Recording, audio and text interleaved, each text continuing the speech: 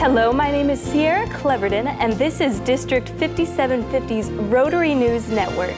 Before we go any further, we're going to toss it to Hal Stevens with more information on this new project. Our goal is for all of our clubs to show this news video one time per month during a club meeting of your choice. Our Rotary News Network video will be 5 to 9 minutes in length and produced monthly. At that length, it'll be available to fit into even the most tightly planned meeting schedules. And it'll be available on multiple platforms like our district website, our district Facebook page, and on a Rotary District 5750 YouTube page. The newsroom format will include a district governor message, video, rather than just still photos on a page.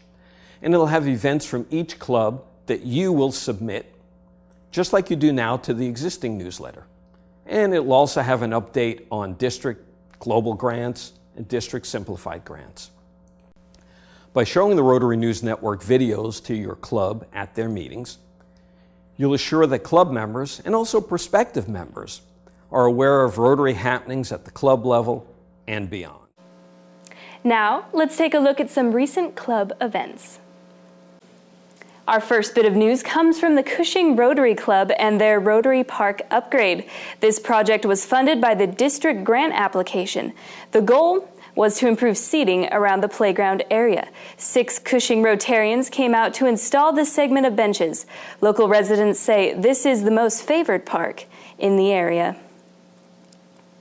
On St. Patrick's Day this past March, the Chandler Rotary Club celebrated Irish tradition by cooking delicious homemade Irish stew, cornbread, and desserts. All of the proceeds from the 2016 Rotary event helped fund the club's youth and civic projects.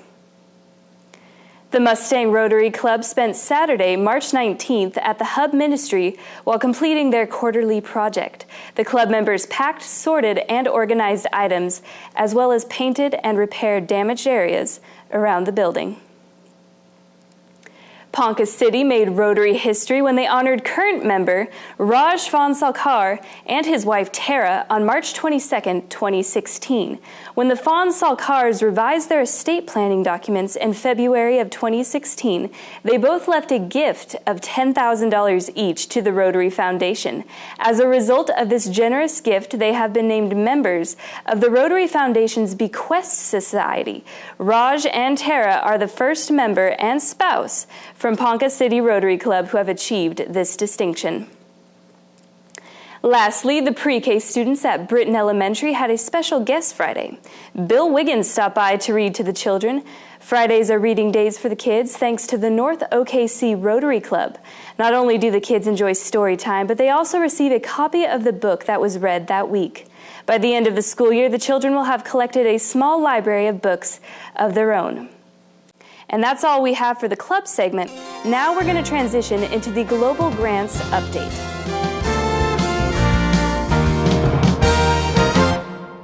Welcome back. This is the Global Grants segment. I'm Sierra. Hi, Sierra. Hi, Hal.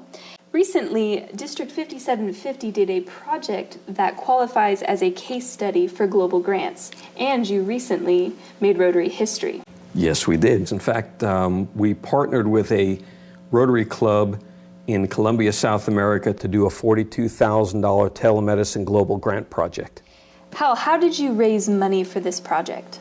Well, our International Projects Committee kind of changed the way we fund projects, and doing so made it more open, transparent, and also inclusive. And rather than going to what we typically do, the 1 or 2 major clubs, and getting most of the funding from them, we decided instead to open this up to all the clubs and give everyone an opportunity to participate in this, and therefore we wound up getting 100% participation. And how did you make Rotary history? The result of us being inclusive in the way we went about raising the funds had the effect of getting that 100% participation that I mentioned to you. And by getting 100% participation, interestingly enough, when I contacted Rotary International, they told me that we were the only district in their entire history that had ever gotten all the clubs in their district to participate in a global grant at the same time. And what do you think classifies this project for a case study for global grants? Well, Sierra, this project, I think, classifies as a classic case study in Rotary Global Grants because several things happened at the same time. The first one is, of course, we already mentioned, we got 100% participation.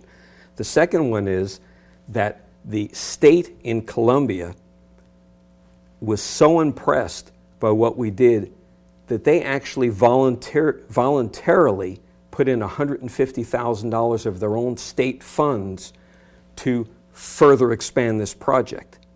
In addition to that, the local people, the mayor, the fire chief, the police chief, and all the town leaders got together and they said, you know, Rotary did exactly what it said it was going to do, and actually more so, and because of that they were so thrilled that they started a new Rotary Club, the Rotary Club of Suachoque, Colombia. So not only did we get the first two things, the 100%, the 150,000, we also got a brand new club out of it. Well, if that wasn't enough, in addition to that, the club that we were dealing with in Colombia decided that they would go back to the provider of the medical equipment and see if there were any additional assistance they could get. And they were so thrilled with what was happening that they actually lowered their price by 15%. So we now had more money to deal with. And based on what the community said they needed, that Rotary Club went and actually built another part of the facility onto it that was at the request of the local community. So everyone involved in this thing was thrilled. So on many levels, this is a classic how everything should go and everything should be correct to do a global grant. Well, thank you so much for joining us. This has been the Global Grant Update. I'm Sierra, and this is Hal.